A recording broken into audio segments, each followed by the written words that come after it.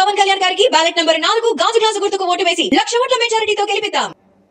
చట్టము రాజ్యాంగం చదువుకోవయ్యా, లేదంటే పంపిస్తాం మీకు రాజ్యాంగం చదువుకో. అంతేగాని తెల్ల చొక్కా వేసుకొని వైసీపీలో చేరి ఆ బానిస కుక్కలాగా మాట్లాడతానంటే మాత్రం సహించేది లేదు. జాగ్రత్త. ఇంతవరకు చాలా మర్యాద ఇచ్చాం మీకు.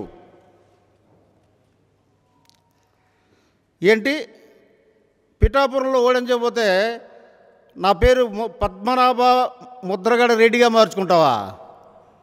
మంచిది, మార్చుకో, ఈరోజే మార్చుకో. ఇక ఈ రోజు నుంచి మిమ్మల్ని ముద్రగడ పద్మనాభరెడ్డి అని పిలుస్తాం. ఎందుకంటే అలా పిలిస్తే నీ తనువు పులకరించిపోతుంది కదా.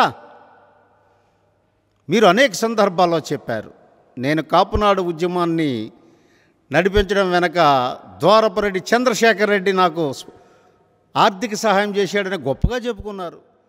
మీకు మొదటి నుంచి కూడా రెడ్ల పాలేరుగా ఉండడం అలవాటైపోయింది. చాలా విషయాలు మీ గురించి నాకు తెలుసు.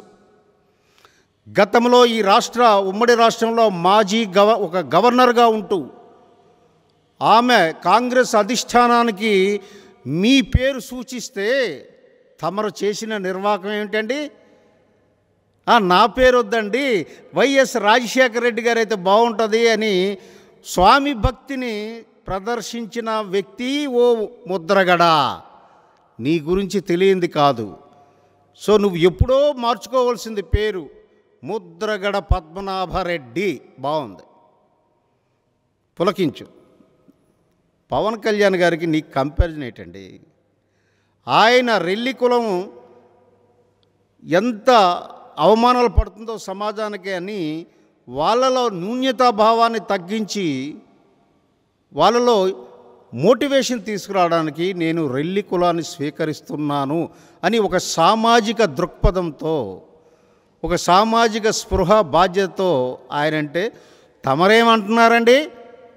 పద్మనాభరెడ్డి అని మార్చుకుంటాను, ముద్రగడ పద్మనాభరెడ్డి అని అంటున్నారు. వా వా వా వా, ఏమి క్యారెక్టర్ అండి, ఏమి ఆలోచన విధానము.